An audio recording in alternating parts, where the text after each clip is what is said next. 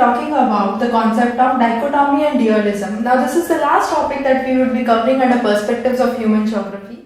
We have covered most of the topics in perspectives of human geography. Those were kind of direct topics or much simpler topics. But under this topic, most of the students are struck up considering this to be either a very theoretical topic or a very boring topic. But actually, this is one of the most interesting topics because if you have a right perception, you can understand this topic very well. If we start with dualism, I can say everything can be split into two views. So if we start with the real Hindu mythology, I could say Lord Shiva is known as Ardhnarishwar.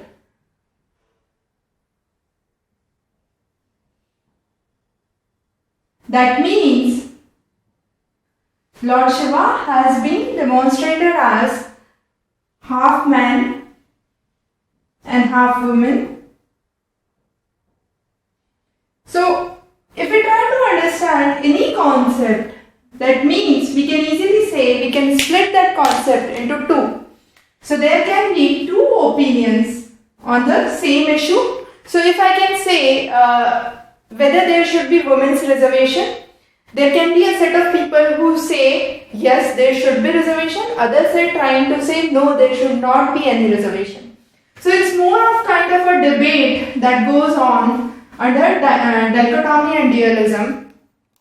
So if you have a cat, one can perceive it as a black cat under a white background or a white cat under a black background.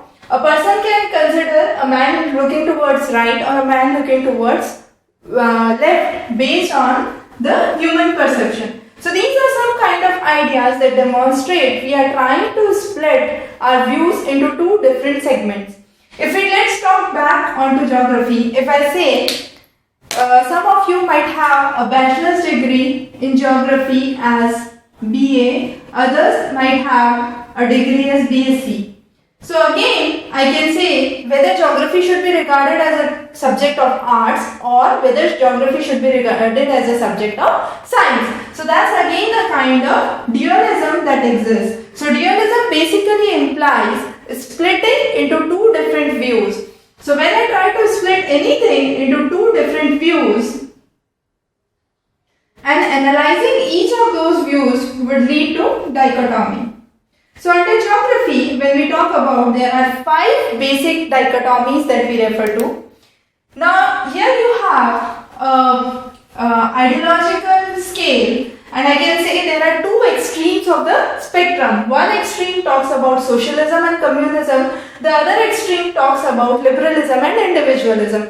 Similarly, this is a philosophical construct of ideology. If I talk about the philosophical construct of geography, it will also give me similar results. So I can say I have two extremes based on the idea that I am trying to explain. So there can be 5 classifications under which we can understand dichotomy and dualism in geography.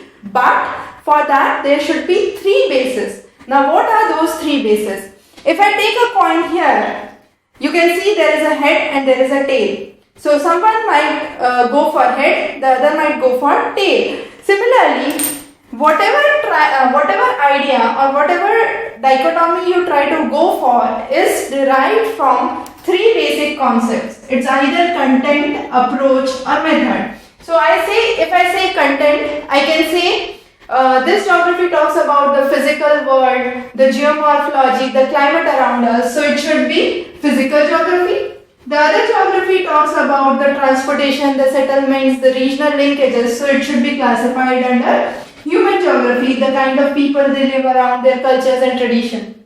So that is something based on content. Then I can have something based on approach, how I try to visualize or describe the earth around me. So it can be either systematic or regional. So if I try to systematically analyze the thing into certain criteria, or if I go on to study region by region.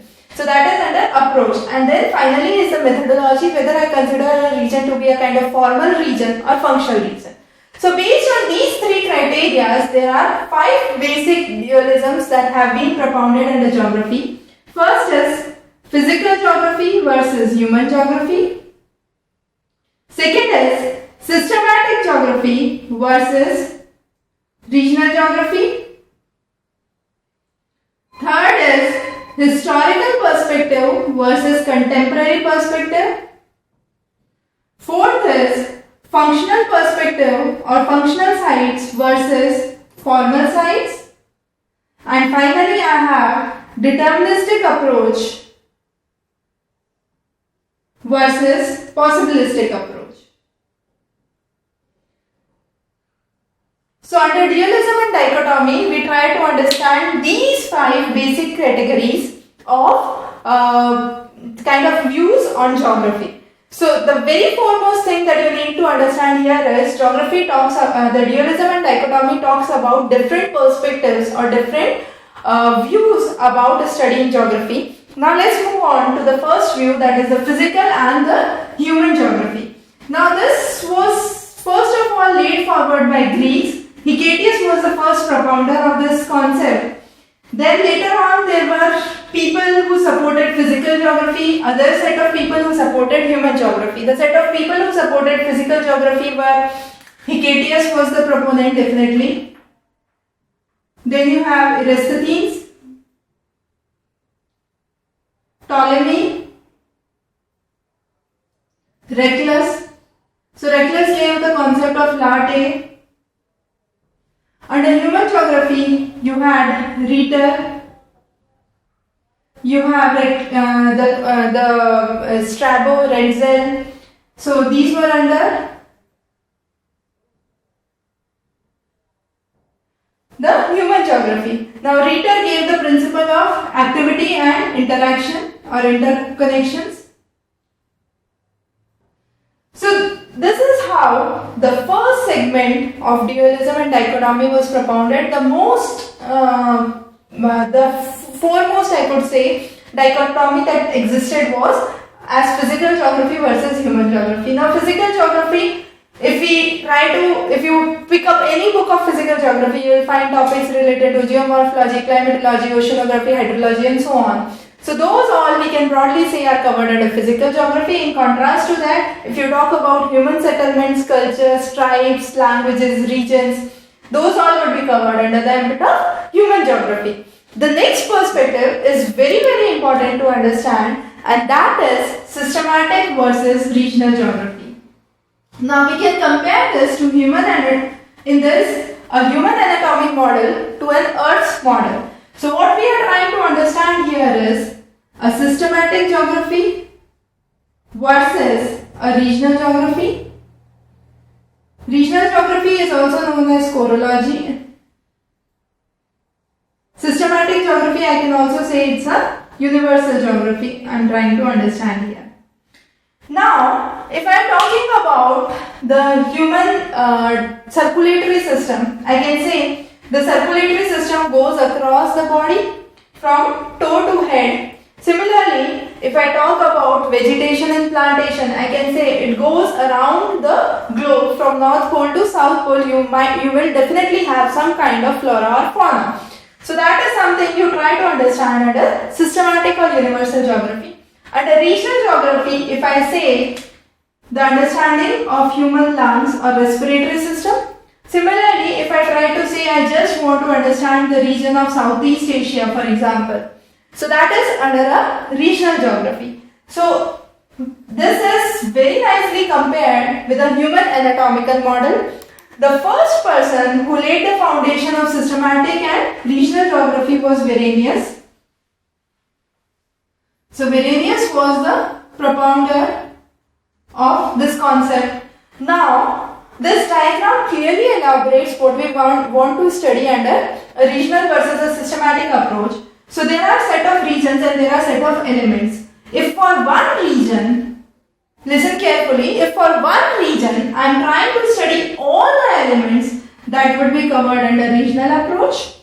However, if I am trying to understand a single element across different regions, so you have 7-8 regions here. So along these 7 regions, if I am trying to understand a single element, that would be considered as systematic approach.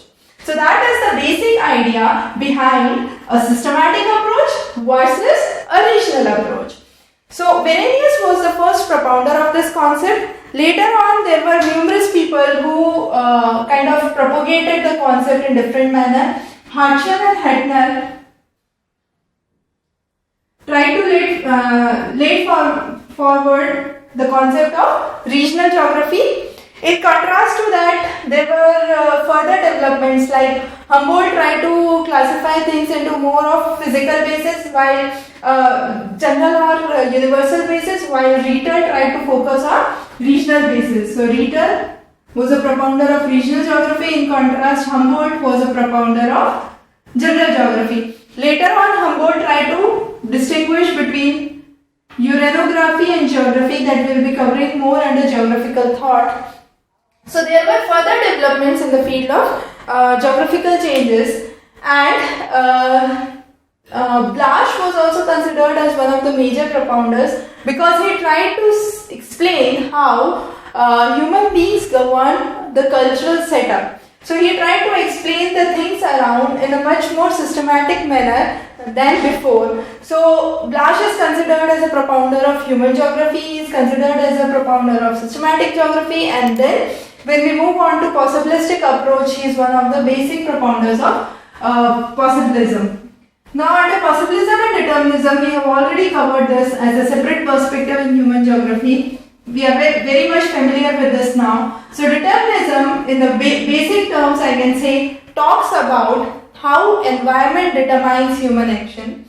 On the other hand, possibilism talks about how nature offers possibilities for human beings to explore. So this type of deterministic approach tries to emphasize the role of environment, while possibilistic approach tries to emphasize the role of human beings. The major propounder was Blasch. Here you have Semple. In the previous class we have talked about how Semple explained Earth to be himself to be the dust of the dust and so on. So under influences of environmental geography, he tried to explain this concept. Later on, Kant also talked about how the eyelids are closed or half closed in certain species. Then you have Humboldt and Ritter, who talked about deterministic approach. In contrast to that, you had Blasch, who talked about more of the concept of possibilism. The next dichotomy is historical versus contemporary. Now this is again one of the interesting dichotomies because if we try to understand this dichotomy carefully, what was explained was very interesting.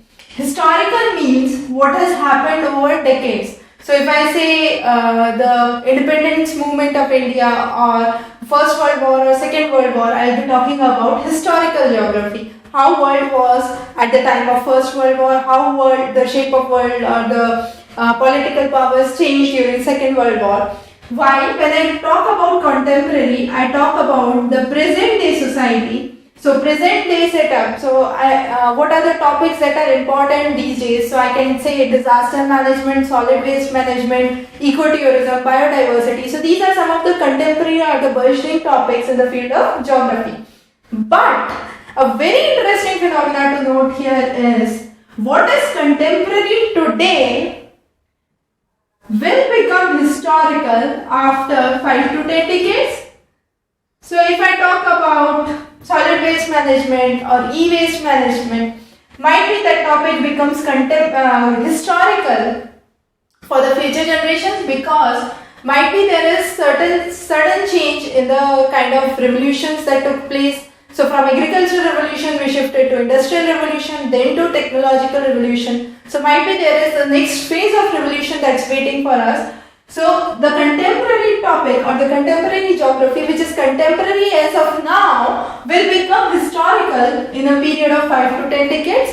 So that's important to understand under historical and contemporary geography. Now Raphael Brown was the propounder of this concept or this dichotomy that existed in geography. The next is formal versus functional site. Now this, as the name suggests, formal site means where I'm trying to understand something very formally. So the region will have uniform climate, uniform settlement, uniform agricultural patterns, and so on. So formal site talks about much more clear patterns in terms of uniformity.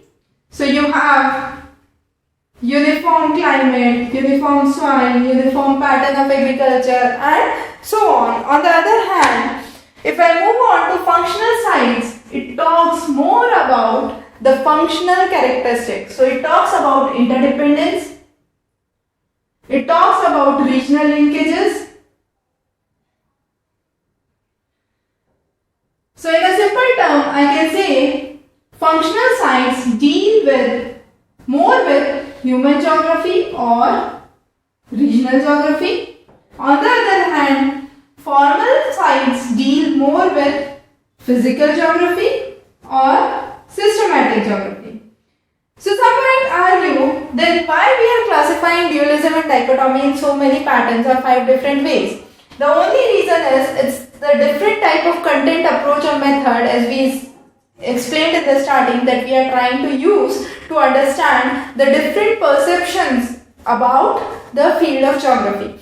So this idea, the concept here of dichotomy and dualism is much more philosophical construct rather than of a construct of a core subject matter. So this was about the concept of dichotomy and dualism. In the further sessions, we will be talking more about physical geography. We will be focusing mainly on geomorphology and climatology in the further classes.